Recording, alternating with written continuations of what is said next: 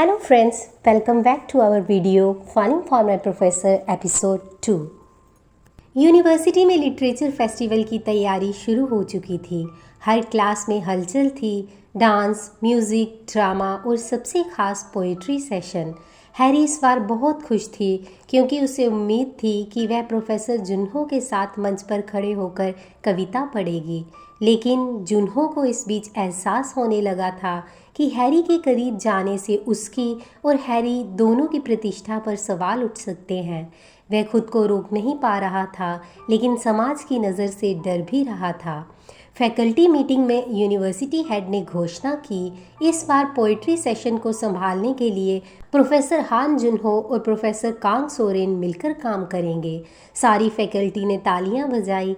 जब हैरी को ये पता चला तो वह ये सब सुनकर बहुत उदास हो गई, क्योंकि उसे उम्मीद थी कि जुनहो सिर्फ उसी के साथ काम करेगा।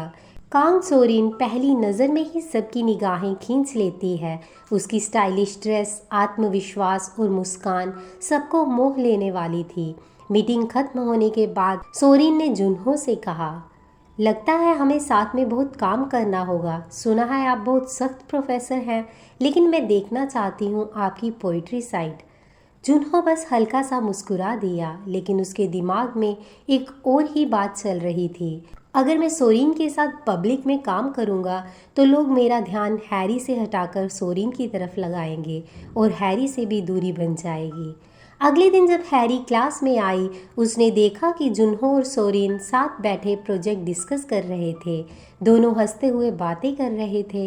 हैरी के दिल में जैसे कुछ टूट गया। उसने कभी जुनहो को इतना आराम से किसी के साथ बात करते नहीं देखा था। उसकी आंखों में दर्द झलकने लगा, लेकिन उसने खुद को संभाला। दिन ब दिन फेस्टिवल की तैयारियों में जुनहो और सोरेन की नज़दीकियाँ सबकी नज़र में आने लगी। कैंपस में फुसफुसाहट होने लगी, क्या प्रोफेसर जुनहो और प्रोफेसर सोरेन। हैरी सब सुनती लेकिन चुप रहती। उसका दिल जानता था कि जुनहो का रिश्ता सोरेन से वैसा नहीं है, फिर भी ईर्ष्या और उदासी उसे तोड़ रही थी। रात को हैरी अकेली लाइब्रेरी में बैठी थी। उसकी आंखों में आंसू थे। वहीं जुनहो बाहर खड़ा था, उसे देख रहा था। उसका दिल चाहता था कि अंदर जाकर कहे, हैरी तुम ही मेरे लिए सब कुछ हो, लेकिन होंठों से सिर्फ इतना निकला, ये दूरी तुम्हारे भले के लिए है। और वे चुपचाप वहाँ से चला गया। हैरी ने खिड़की से बाहर देखा, बारिश फिर से शुरू हो चुकी थी। उसने धीरे से बुदबुदाया, क्यों सर, क्यों मुझे दूर कर रहे हो। अगले दिन कैंपस का दिन थोड़ा शांत था। बारिश रुक चुकी थी, लेकिन हवा में नमी थी। हैरी पिछले कई दिनों से अपने दिल की हलचल को दबा नहीं पा रही थी। हर रोज़ जुनहो को देखकर उसका दिल तेज़ धड़कता, और अब वह फैसला कर चुकी थी कि आज वो अपने दिल की बात कहेगी। शाम को लाइब्रेरी लगभग खाली हो चुकी थी। जुनहो एक टेबल पर बैठकर किताबें देख रहा था। हैरी धीरे धीरे उसके पास पहुंची। सर, क्या आपके पास थोड़ा समय है? जुनहो, हाँ कहो। हैरी ने गहरी सांस ली। उसकी हथेलियाँ कांप रही थी। सर, मैं बहुत दिन से कुछ कहना चाहती थी। जुनहो, क्या? उसकी आंखों में आंसू चमक रहे थे, लेकिन होंठों पर साहस भरी मुस्कान थी। मैं आपको पसंद करती हूँ। शायद सिर्फ पसंद नहीं, मैं आपसे प्यार करती हूँ। उसके शब्द हवा में गूंज गए। लाइब्रेरी के सन्नाटे में ये इजहार और भी गहरा लग रहा था। जुनहो कुछ पल खामोश रहा। उसकी आंखों में जैसे तूफान चल रहा हो। उसने धीरे से किताब बंद की और बोला, मिस यून, हैरी आप मेरी स्टूडेंट हैं और मैं आपका प्रोफेसर। ये रिश्ता इससे आगे नहीं बढ़ सकता। हैरी की आंखें नम हो गई। उसने रोके हुए स्वर में कहा, लेकिन सर, प्यार रिश्ते नहीं देखता, ये बस हो जाता है। जुनहो ने गहरी सांस ली और सख्त लहजे में जवाब दिया, तुम्हें समझना होगा, ये गलत है।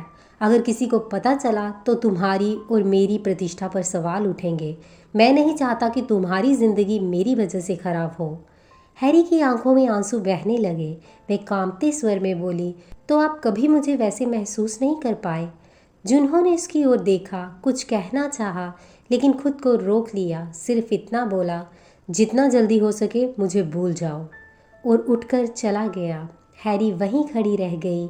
उसके हाथ से नोटबुक गिर गई। उसका दिल जैसे 1000 टुकड़ों में बिखर गया। उसने रोते हुए खुद से कहा, क्यों सर, क्यों अपने दिल की सच्चाई से भाग रहे हो? यही वो मोड़ था जब जुन्हो ने तय किया कि हैरी को और दूर रखना होगा, और इसके लिए उसने कांग सोरिन को एक ढाल बनाने का फैसला किया ताकि दुनिया को लगे कि उनका रिश्ता किसी और के साथ है और हैरी धीरे धीरे उनसे दूर हो जाए। कन्फेशन की रात के बाद से हैरी की दुनिया बदल गई। वह अब क्लास में इतनी हंसमुख नहीं रही। किताबों में खो जाने वाली लड़की अब हर लेक्चर में खामोश बैठती, सिर्फ जुन्हो की ओर देखती और फिर नज़रें झुका लेती।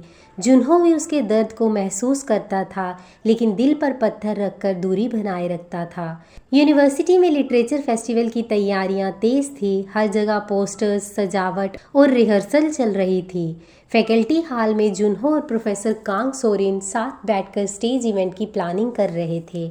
सोरिन मुस्कुराते हुए कह रही थी, जुन्होशी, आप बहुत शांत रहते हैं, कभी कभी थोड़ा हल्का माहौल भी होना चाहिए।